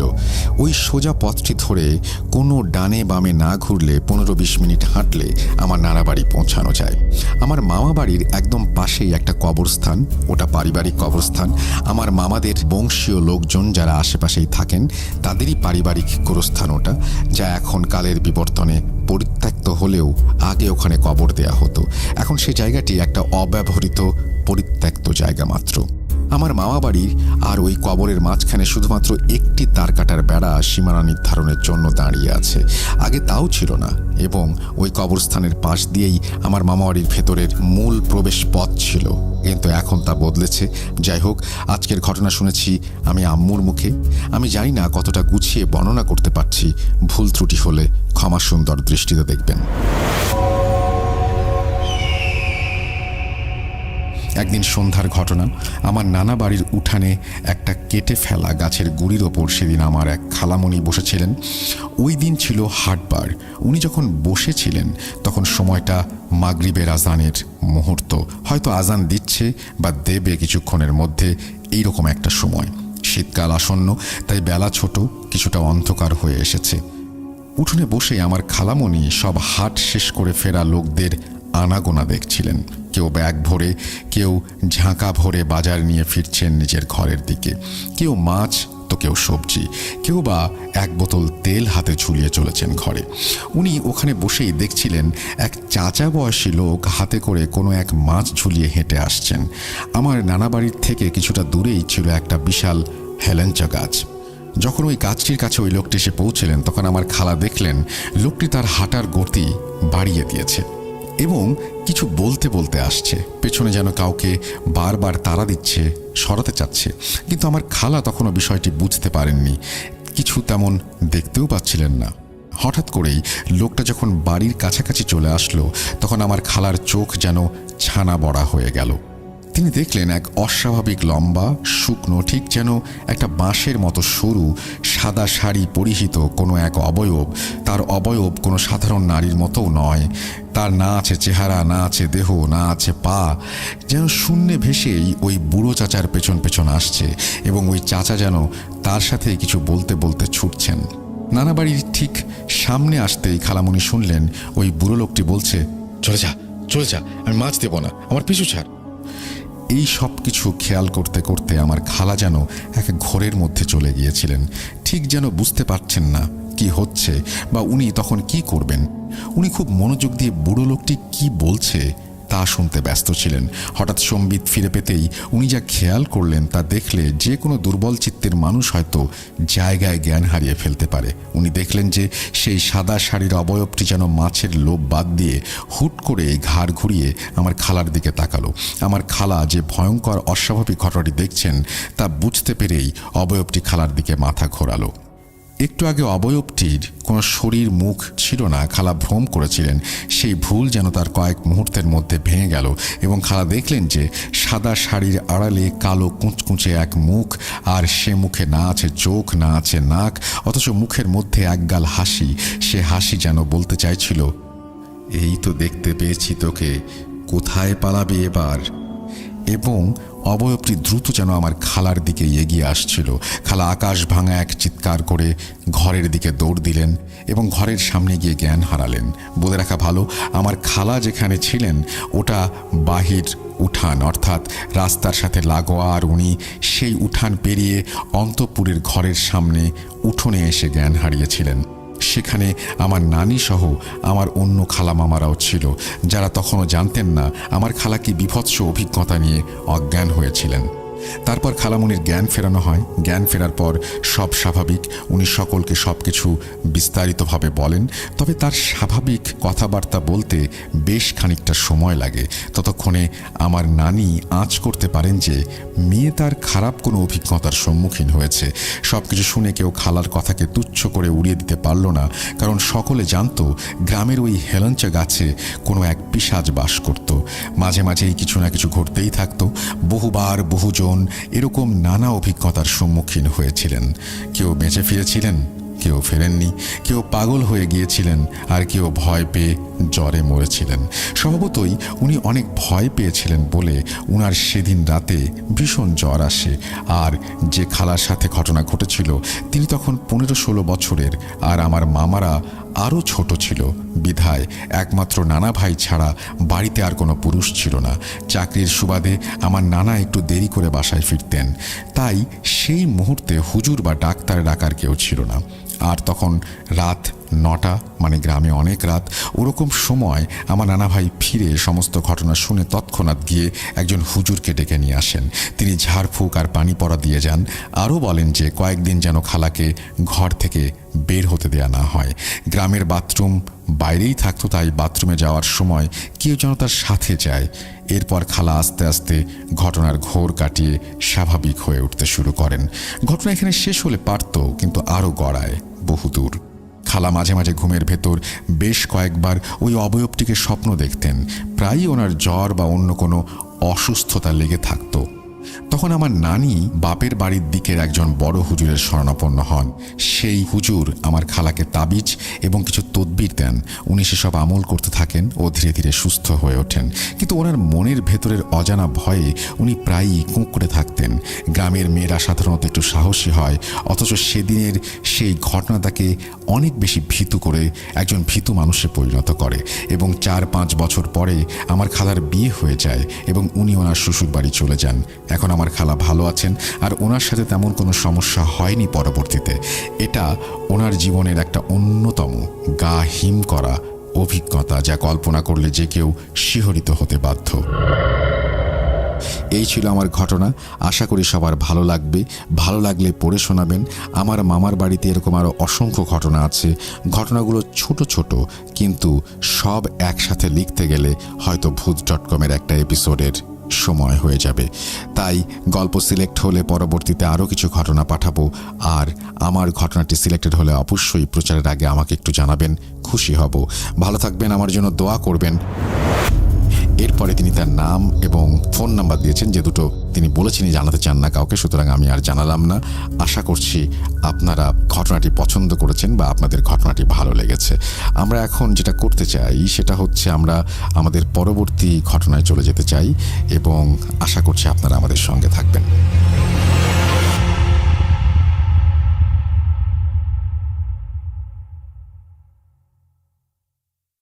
Welcome back. আপনাদের সবাইকে অনেক অনেক ধন্যবাদ এতক্ষণ পর্যন্ত আমাদের সাথে থাকার জন্য। অনেক অনেক শুভকামনা রইল। সব সময় এই ইউটিউব চ্যানেলটি সম্পর্কে আপডেট পেতে আমাদের ইউটিউব চ্যানেলটিকে সাবস্ক্রাইব করুন। আশা করছি আমরা একসাথে অনেকটা পথ হাঁটব। আজকের মতো এখানেই বিদায় নিচ্ছি। সবাই ভালো থাকুন, সুস্থ থাকুন, মোস্ট ইম্পর্ট্যান্টলি ভূত.com-এর সাথে থাকুন। আল্লাহ হাফেজ।